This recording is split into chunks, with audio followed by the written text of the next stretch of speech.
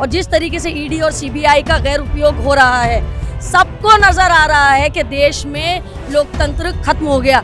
और 400 पार ये किस बेस पर कह रहे हैं? पहले चुनाव होंगे ना, प्रचार होगा, फिर वोटिंग होगी, फिर उसके बाद रिजल्ट्स आएंगे। ये पहले से कैसे पता है? क्योंकि ये 56 इंच के सीने का जो प्रधानमंत्री खुद को बोलता है, ये खोखला है। गडकरी साहब को ये नहीं दिखता?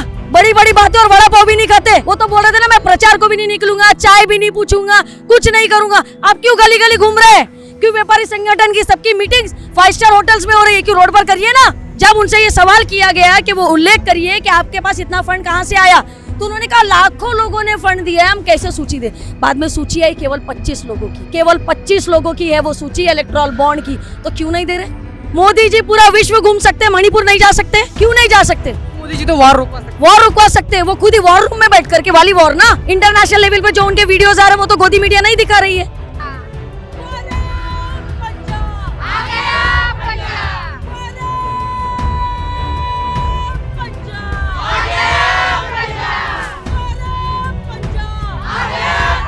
मैडम कैसे देखते हैं इस चुनाव को? ये चुनाव बिजनेस क्लास फ्लाइट से लेकर के एक पैदल चलने वाले व्यक्ति के बीच में है। ये चुनाव जमीन का चुनाव है। जनरल इलेक्शन देश के मुद्दों पे लड़ा जाता है। जिस तरीके से मनुष्य मूर्ति ये लोग देश पे लागू करना चाहते हैं, वो पहलवान बेटियां दिखाई नहीं देती? महिलाओं के लिए इंसाफ करेंगे?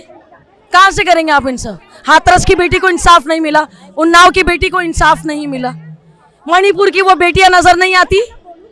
कहाँ गया? मोदी जी पूरा विश्व घूम सकते, मणिपुर नहीं जा सकते? क्यों नहीं जा सकते? मोदी जी तो वॉर रुकवा सकते हैं। वो खुद ही वॉर रूम में बैठ करके, वाली वॉर ना, इंटरनेशनल लेवल पे जो उनके वीडियोस आ रहे हैं वो तो गोदी मीडिया नहीं दिखा रही है। कैसी बात करेंगे? यहाँ सीमेंट रोड की जरूरत थी क्या? नागपुर में टेम्परेचर कितना बढ़ गया। सीमेंट रोड अधिकतर वहां बने जाते हैं जहां पे बहुत ज्यादा, अमूमन से ज्यादा बारिश होती है। यहाँ पर यहाँ का लोकल व्यक्ति नागपुर का हेलमेट पहनता है सर बचाने के लिए, नहीं चालन बचाने के लिए पहनता है। पहले डामर रोड पे अगर 70 की स्पीड में अगर एक्सीडेंट होता था तो 1 से 1.5 घंटे का चांस मिलता था मैं सरवाइव करने का हॉस्पिटल पहुंचने तक। अभी डेथ ऑफ रेशियो इतना बढ़ गया, सिर्फ 20 से 25 मिनट में इंसान खत्म हो जा रहा है क्योंकि सरफेस इतना हार्ड हो गया।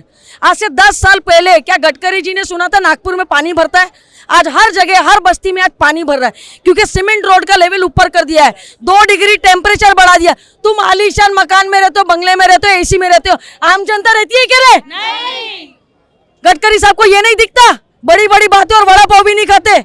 वो तो बोल रहे थे ना, मैं प्रचार को भी नहीं निकलूंगा, चाय भी नहीं पूछूंगा, कुछ नहीं करूंगा। आप क्यों गली गली घूम रहे हैं? क्यों व्यापारी संगठन की सबकी मीटिंग्स 5 स्टार होटल्स में हो रही है? क्यों रोड पर करिए ना। विकास बाबू चुन करके आ रहे हैं, याद रखिए, क्योंकि विकास बाबू एक सामान्य कार्यकर्ता को जानता है, उसका दुख दर्द समझता है। ये तो नागपुर की बात हो गई विकास भाव की।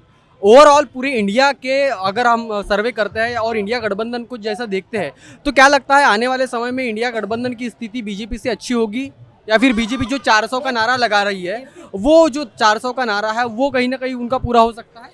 इंडिया गठबंधन की 100% जीत होगी, क्योंकि जिस तरीके से देश में लोकशाही की जो हत्या की गई है पूरी तरीके से होगी। क्योंकि इंडिया गठबंधन एक मुद्दा लेकर के गया है, कमर तोड़ महंगाई है जब से भाजपा सरकार आई है।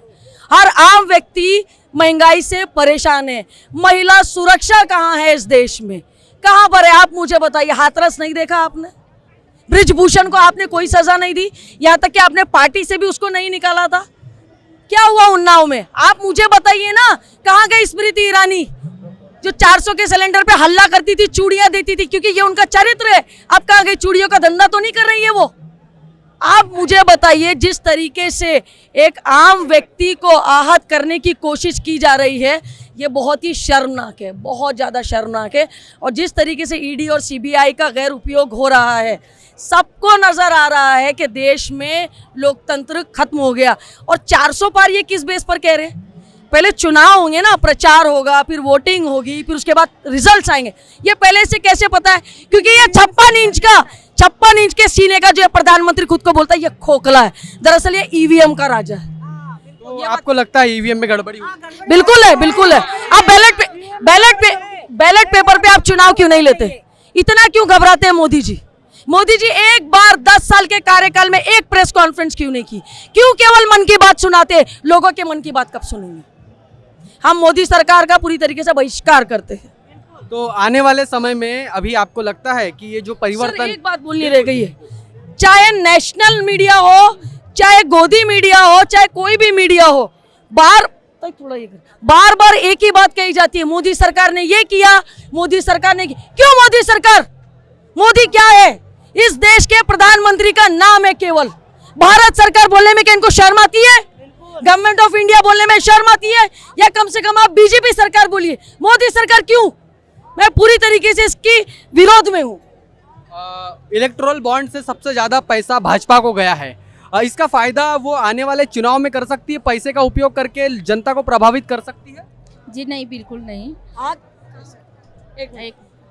देखिए, इलेक्टोरल बॉन्ड का जिस तरीके से खेल हो रहा है, चंदा दे धंधा ले, चंदा दे धंधा ले, एसबीआई इनके घर की है, इसीलिए क्या हो रहा है? चंदा दे धंधा ले।